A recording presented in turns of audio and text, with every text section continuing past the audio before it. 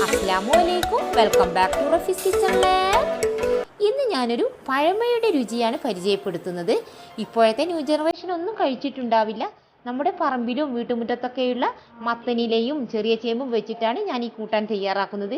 ഈ കൂട്ടാൻ നമുക്ക് ഈസി ആയിട്ട് തയ്യാറാക്കാൻ പറ്റും. അതുപോലെ തന്നെ ഇൻഗ്രീഡിയൻസും കുറവാണ്. പിന്നെ ഈ കൂട്ടാൻ്റെ സ്പെഷ്യാലിറ്റി എന്ന് പറഞ്ഞാൽ ഞാനിതിലൊരു സീക്രട്ട് ഇൻഗ്രീഡിയൻറ്റും കൂടി ചേർക്കുന്നുണ്ട്. അപ്പോൾ ആ സീക്രട്ട് ഇൻഗ്രീഡിയൻറ്റ് എല്ലാവർക്കും അറിയേണ്ടേ?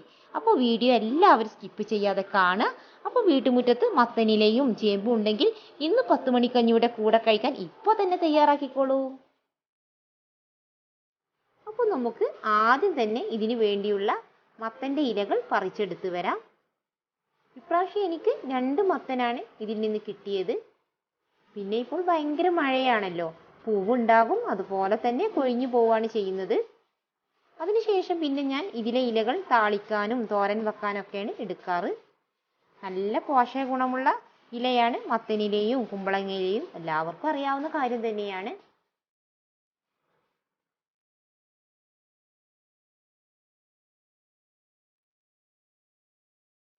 അങ്ങനെ ഞാൻ മത്തൻ്റെ ഇലയൊക്കെ പറിച്ചെടുത്തു. ഇനി നമുക്കിത് നന്നായി ക്ലീൻ ചെയ്ത് വാഷ് ചെയ്തെടുക്കണം.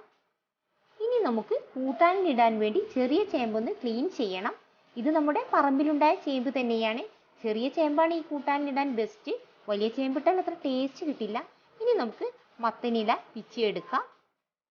ഞാനിവിടെ മത്തനിലയെല്ലാം ക്ലീൻ ചെയ്ത് വാഷ് ചെയ്ത് വെച്ചിട്ടുണ്ടായിരുന്നു. ഇനി നമുക്ക് ഈ മത്തനില കട്ടിയുള്ള നാര് ഒഴിവാക്കി ഇങ്ങനെ കൈകൊണ്ട് പിച്ചിയെടുത്താൽ മാത്രം മതി. കത്തിയുടെ ആവശ്യമൊന്നുമില്ല.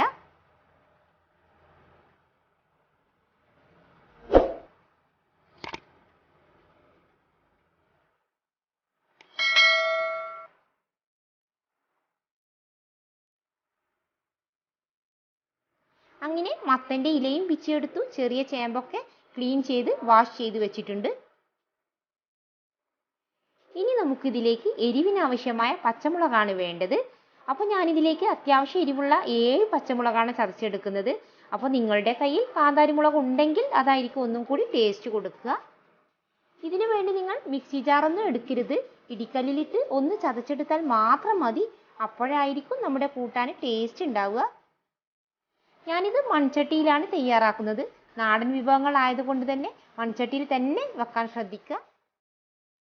ആദ്യം നമുക്ക് ചേമ്പൊന്ന് മുങ്ങത്തക്ക രീതിയിൽ വെള്ളം ഒഴിച്ച് കുക്ക് ചെയ്തെടുക്കണം.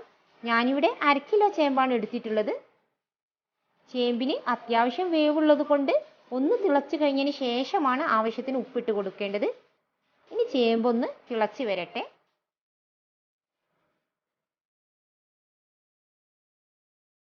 ഇപ്പോൾ ചേമ്പെല്ലാം തിള വന്ന് കഴിഞ്ഞിട്ടുണ്ട്.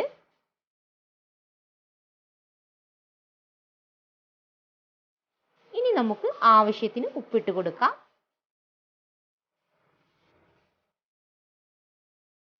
ഇനി 1 ടേബിൾ സ്പൂൺ വെളുത്തുള്ളി ചതച്ചതാണ് ഇട്ട് കൊടുക്കുന്നത്.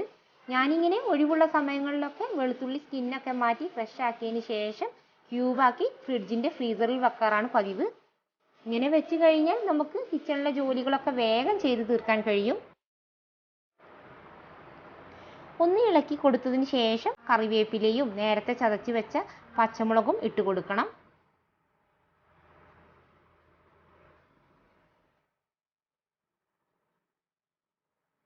ഇത് ഇട്ട് കൊടുത്തതിന് ശേഷം ലോ ഫ്ലെയിമിൽ ഒരു 10 മിനിറ്റും കൂടി കുക്ക് ചെയ്തെടുക്കാം.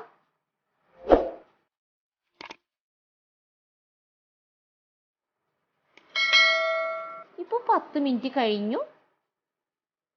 അപ്പോൾ ചേമ്പെല്ലാം കുക്കായി വന്നിട്ടുണ്ട്.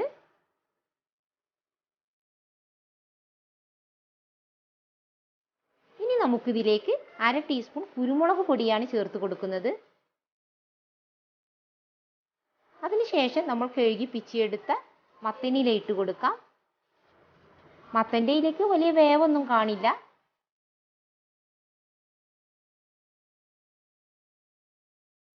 ഇനി നന്നായിട്ടൊന്ന് യോജിപ്പിച്ചെടുക്കണം.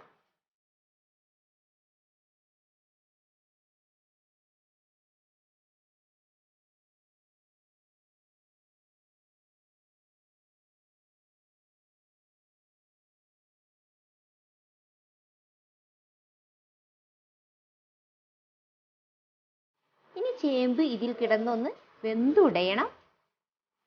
ഇതൊരു 5 മിനിറ്റും കൂടി ലോ ഫ്ലെയിമിൽ കുക്ക് ചെയ്തെടുക്കാം.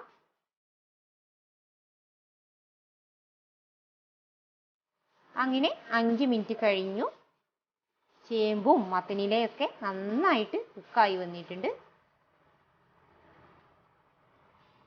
ഇനിയാണ് ഞാൻ സ്റ്റാർട്ടിങ്ങിൽ പറഞ്ഞിട്ടുള്ള ആ സീക്രട്ട് ഇൻഗ്രീഡിയൻറ്റ് ചേർത്ത് കൊടുക്കുന്നത്.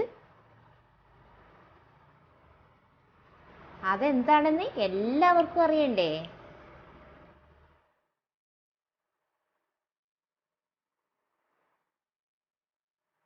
വേറൊന്നുമല്ല, എല്ലാവർക്കും പരിചയമുള്ള നമ്മുടെ സ്വന്തം മിൽമ നെയ്യാണ് ചേർത്ത് കൊടുക്കുന്നത്. ഇതൊന്ന് ചേർത്ത് കൊടുത്താൽ പിന്നെ നമ്മുടെ കൂട്ടാൻ്റെ ലെവലാകെ മാറിപ്പോവാണ്. ഇപ്പൊ നല്ല സ്മെല്ലൊക്കെ വരുന്നുണ്ട്. അപ്പൊ നമ്മുടെ ഈസിയും ടേസ്റ്റിയും ഇൻഗ്രീഡിയൻസ് കുറവുള്ള കൂട്ടാൻ റെഡി ആയിട്ടുണ്ട്. ഇനി ഫ്ലെയിം ഓഫ് ചെയ്ത് ചൂട് കഞ്ഞിയുടെ കൂടെ സെർവ് ചെയ്യാം. അപ്പോൾ ചേമ്പും മത്തനിലയും നിങ്ങളുടെ പറമ്പിലുണ്ടെങ്കിൽ ഒരിക്കലെങ്കിലും നിങ്ങളിത് തയ്യാറാക്കി നോക്കണം.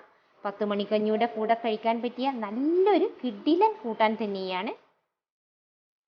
അപ്പോൾ ഇന്നത്തെ റെസിപ്പി എല്ലാവർക്കും ഇഷ്ടമായെന്ന് വിചാരിക്കുന്നു. ഇഷ്ടമായെങ്കിൽ ലൈക്ക് അടിക്കുക. സബ്സ്ക്രൈബ് ചെയ്യാതെ ആരെങ്കിലും കാണുന്നവരുണ്ടെങ്കിൽ ഒന്ന് സബ്സ്ക്രൈബ് ചെയ്ത് സപ്പോർട്ട് ചെയ്യണേ. ഇൻഷാ അല്ലാഹ് അടുത്ത ആഴ്ച നല്ലൊരു വീഡിയോ ആയി വരുന്നത് വരെ അസ്സലാമു അലൈക്കും.